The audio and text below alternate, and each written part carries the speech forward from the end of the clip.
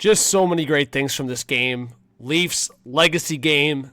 Just, I would say, a huge character game. No Austin Matthews, no Max Domi. Go down the list of injuries. Leafs were missing 6 of their top 12 forwards from what we've seen so far in the season. And then you just look at just the storylines.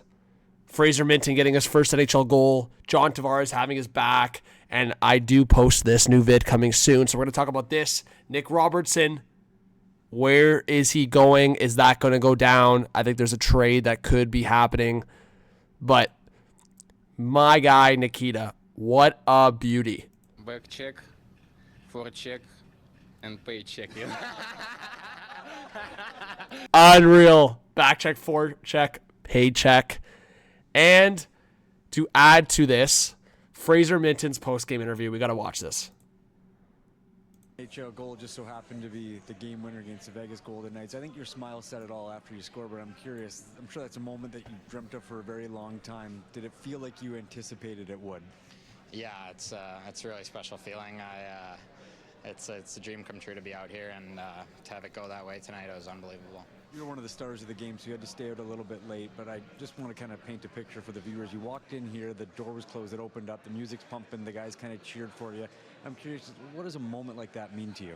Yeah, it's really special. Like it's hard to describe. It's years of hard work. It's for all my family members, my coaches, my friends over the years, and it's so much more than me, and it feels amazing. Years of hard work, but also just recently you obviously dealt with what I'm sure was an aggravating and disappointing injury. I'm sure you had different plans to start the season, but how did you kind of deal with that disappointment and that early setback?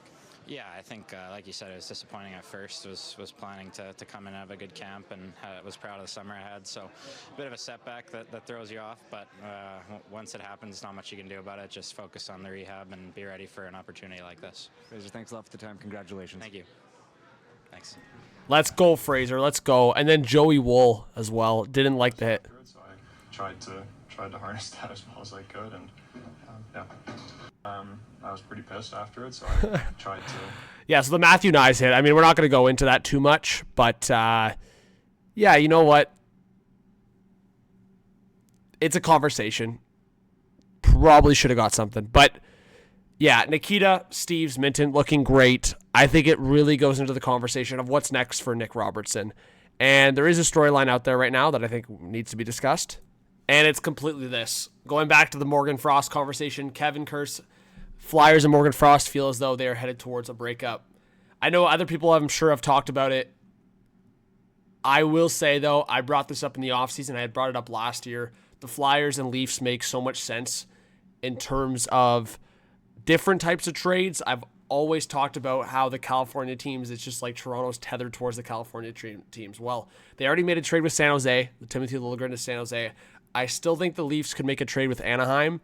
I wouldn't count out like a Nick Robertson to Anaheim or LA trade, but the Philadelphia Flyers have always been that Eastern Conference team I've looked at for that trade. And I feel like Morgan Frost for Nick Robertson makes so much sense on so many different levels. I mean, Andy Frost used to be the PA announcer for the Toronto Maple Leafs. Morgan Frost, Toronto boy. I think Nick Robertson needs that change of scenery. Maybe it's not the best change of scenery being under Tortorella in Philly where there's struggles. Maybe he wants to be closer to home, but at the very least, it's a start. And I think it could be that scenario. So guys, keep in mind, I think there's a lot of different ways this can go about, but I think with Austin Matthews out, with Max Domi's injury, David Kampf's injury, the Leafs could use a center. As much as we're hyped about Fraser Minten, I think Fraser Minten would be a very good third-line center for this season, based on if he could replicate what he did tonight as I'm recording this video.